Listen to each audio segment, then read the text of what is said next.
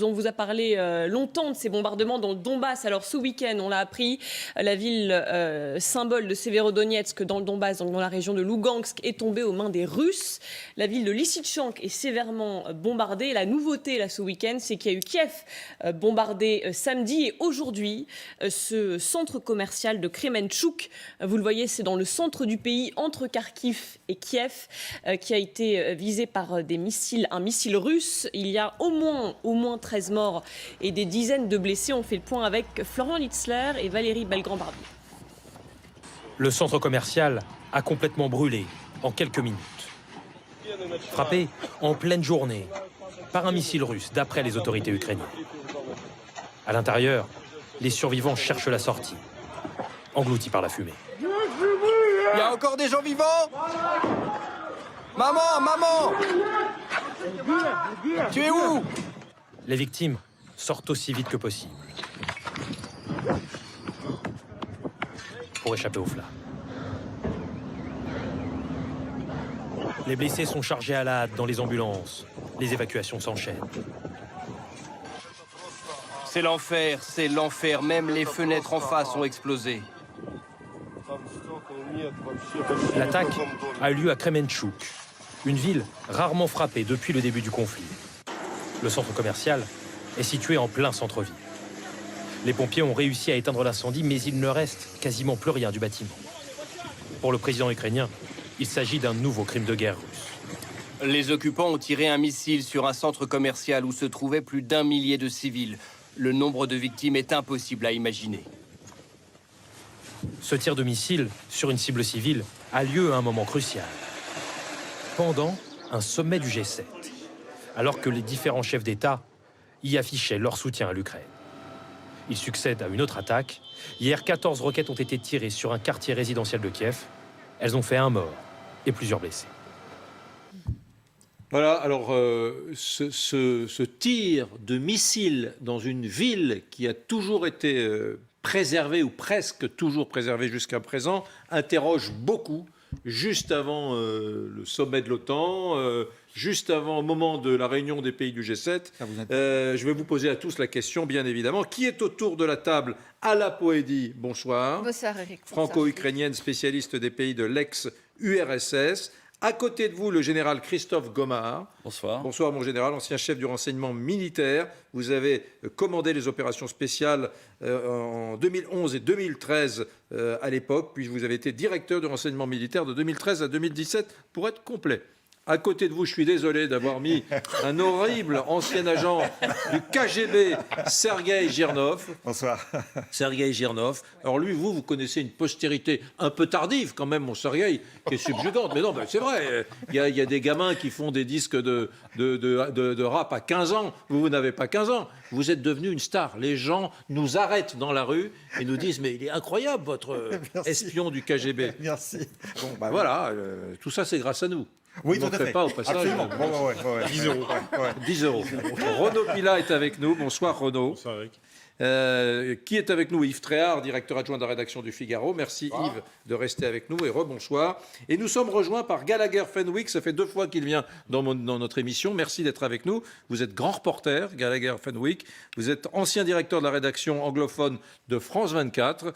Et vous avez publié une biographie de Zelensky, Volodymyr Zelensky, L'Ukraine dans le sang, aux éditions du Rocher. Voilà, les présentations sont faites et on va parler bien évidemment de ce centre commercial. Tir de missile. Ouais. Incroyable. Donc au moins 13 morts, mais le bilan risque de sérieusement s'alourdir parce que c'était un centre commercial très fréquenté. Visiblement, Volodymyr Zelensky disait qu'il y avait environ 1000 personnes présentes en train de faire les courses au moment où ça se passait. Je vous entendais réagir quand Eric disait est-ce que c'est une coïncidence ou pas qu'il y ait le G7 en ce moment et cette frappe sur ce centre commercial très fréquenté, c'est justement volontaire de la part de Vladimir Poutine. Il envoie un signal. Là, pour moi, il n'y a aucun doute. C'est une provocation. Il a cherché, il a fait exprès. En revanche, je suis étonné qu'il y a aussi peu, entre guillemets, de morts, vu la fréquentation de ce Non, mais ce bilan est provisoire. Hein. Déjà, il parle de 13 morts. Hein. Moi, j'ai vu les chiffres. Oui, c'est ça, 13 morts.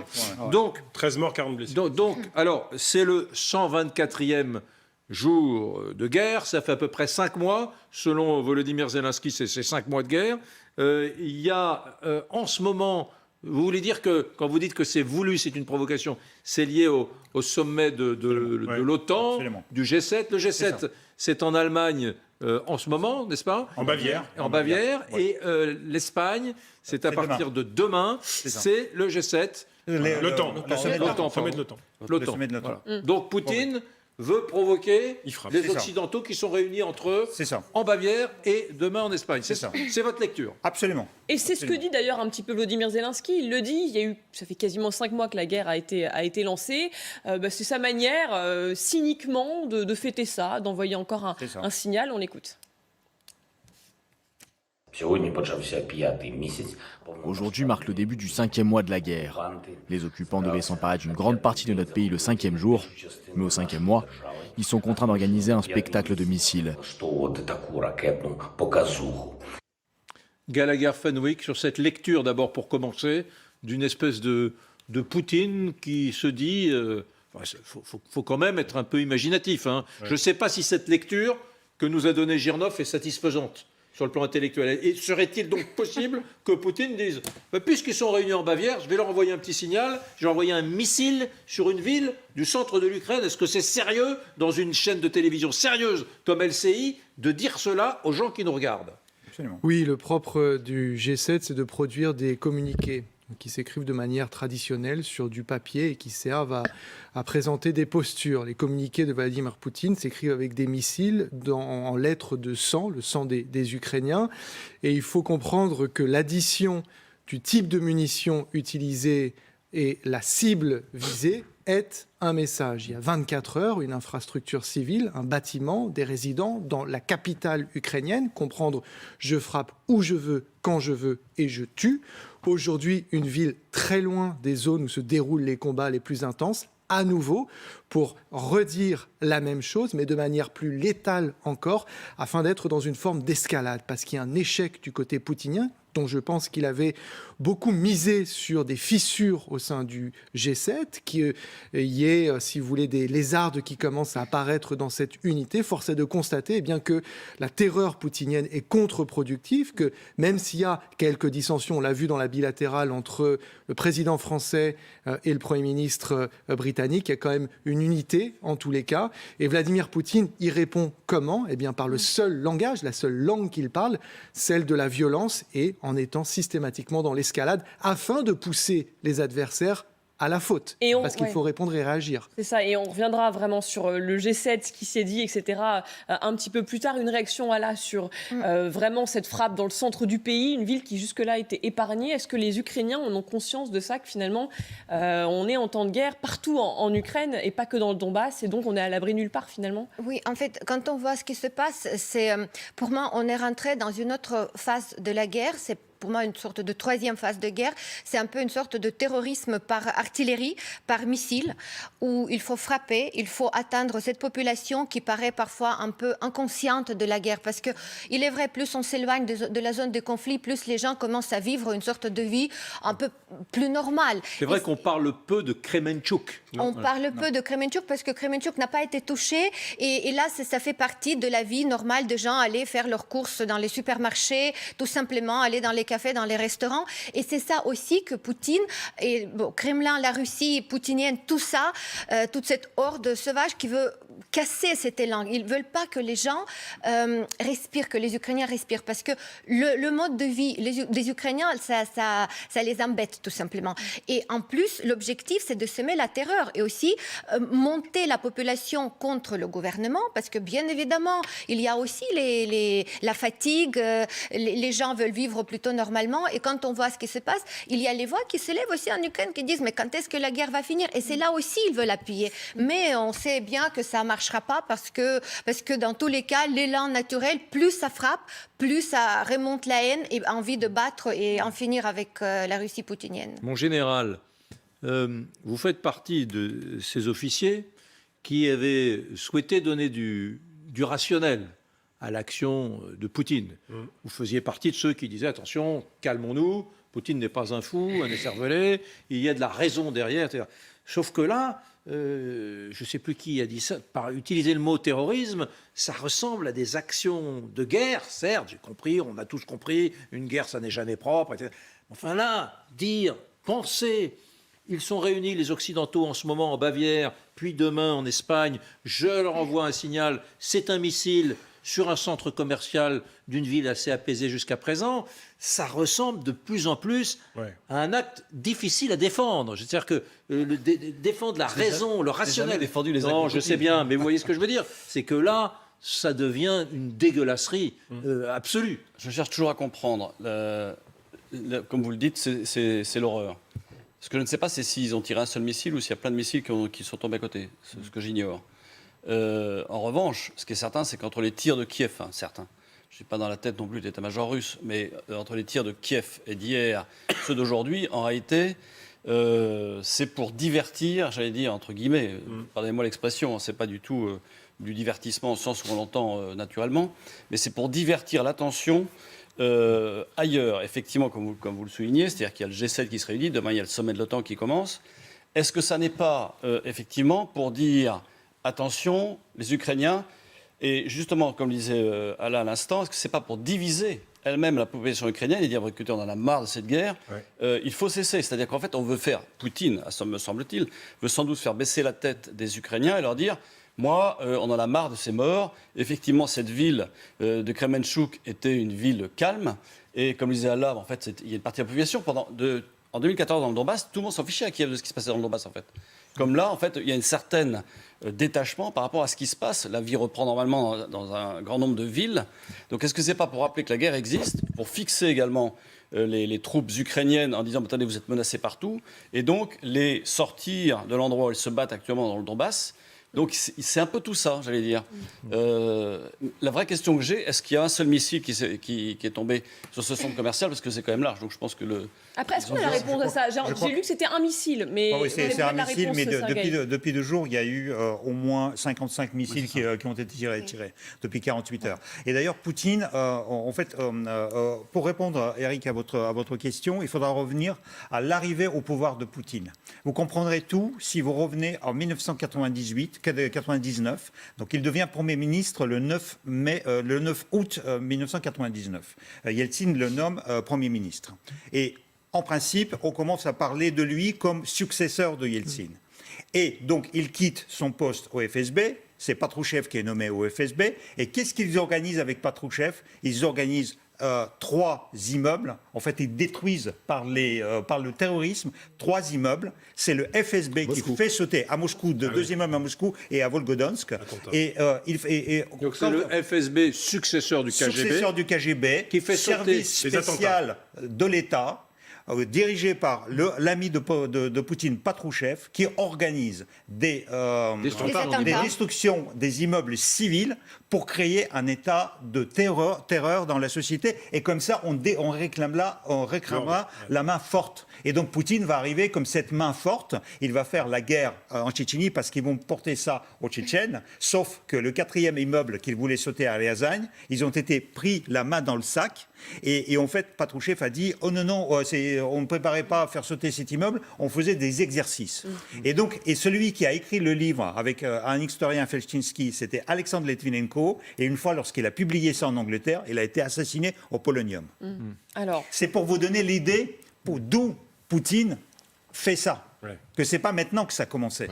Alors justement, il est 23 heures. Revoir ces images, parce que si vous nous rejoignez, pour vous situer un petit peu les choses, ces images de ce centre commercial à Kremenchuk, donc dans le centre de l'Ukraine, c'est entre Kiev et Kharkiv, donc on est loin du Donbass, un bilan qui s'annonce lourd. On en est pour l'instant, bilan provisoire à 13 morts et 40 blessés. Vladimir Zelensky a pris la parole ce soir. Il parle d'un acte terroriste, justement.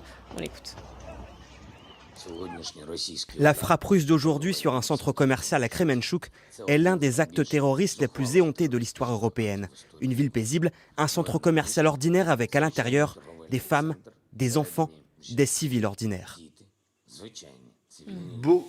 Beaucoup de réactions en marge de ce tir de missile sur Kremenchuk. Le G7, tiens, ce soir, à l'instant, le G7 réuni en Bavière a qualifié ce tir de missile, cet acte de l'artillerie russe, de crime de guerre. Voilà, et ce n'est pas la seule réaction, il y en a eu d'autres. Il y en a eu d'autres, Boris Johnson notamment, qui participe donc à ce G7. Cette attaque épouvantable a montré une fois de plus les profondeurs de la cruauté et de la barbarie dans lesquelles le dirigeant russe est prêt à tomber. Et puis il dit aussi, Poutine doit comprendre que son comportement ne fera que renforcer la détermination du Royaume-Uni, de tous les autres pays du G7, à soutenir l'Ukraine aussi longtemps qu'il le faudra. On en revient à un autre débat. Est-ce que c'est une bonne stratégie de la part de Vladimir Poutine? Parce que derrière, ça va remotiver peut-être les Occidentaux qui commençaient peut-être à se dire, à s'essouffler un peu, à se dire, bon, maintenant, ça se concentre dans le Donbass.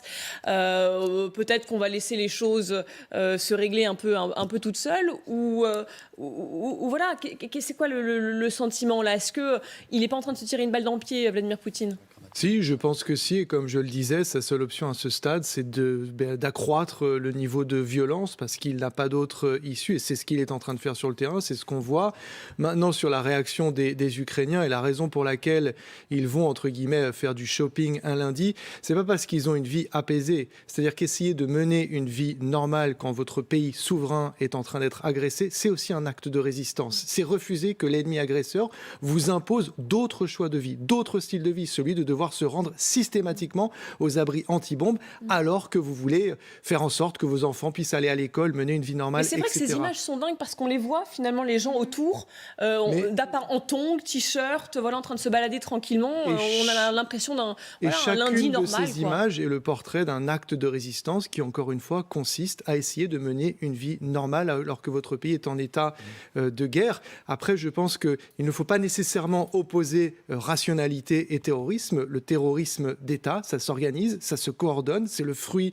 d'une réflexion, d'une méthode, comme le disait Sergueï, qui est appliquée en l'occurrence par Vladimir Poutine depuis 23 ans, depuis qu'il est au pouvoir, 1999. Poutine, on va continuer sur cet acte, mais quand même, je me fais tous les jours une sorte de petit agenda de la guerre.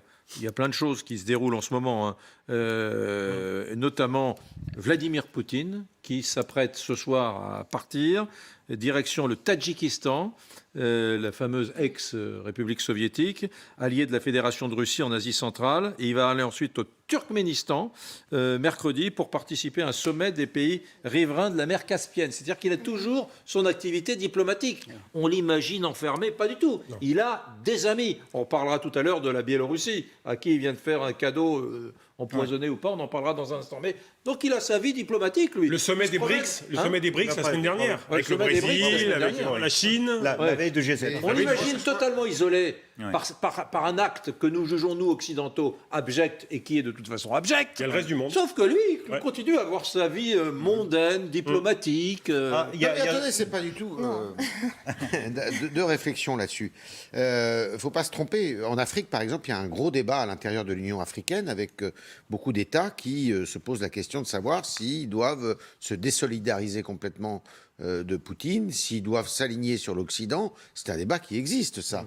Et aujourd'hui, je crois que c'est assez difficile pour eux de se situer en fonction des besoins qu'ils ont, notamment sur le front alimentaire. Après, les frappes auxquelles procède Poutine, je pense que c'est certes tragique, mais c'est aussi la meilleure façon pour que les opinions publiques occidentales ne s'habituent pas et tombent dans une espèce de routine avec une guerre qui était en train de s'installer et qui s'installe d'ailleurs de toute manière dans le Donbass. Donc, si vous voulez, il y a la guerre dans le Donbass. Là, on sait que ça tape fort. Mais après tout, d'abord, il n'y a pas d'image, il y a très peu de choses qui arrivent jusqu'à nous. En revanche, ce genre d'images qui peuvent frapper les opinions, justement, ça met en alerte les opinions occidentales. Et c'est contre-productif, à mon avis, pour Vladimir Poutine, parce que, ça montre que... Est-ce que ça peut pas quand même effrayer l'opinion publique française, au contraire, par exemple, les occidentales qui peuvent se dire, oulala, attention, message à nos dirigeants, n'allez pas trop loin. Parce que, bien sûr aussi, mais vous savez, le flux, il y a un chiffre qui est sorti. Il y a un chiffre qui est sorti récemment, c'est celui du nombre de réfugiés en France, d'Ukrainiens. Ça continue. Je veux dire que le flux continue. Il y avait 70 000 Ukrainiens il y a 2 ou 3 semaines. Ils sont Aujourd'hui, au dernier recensement, ils sont 100 000. Alors, ça veut dire que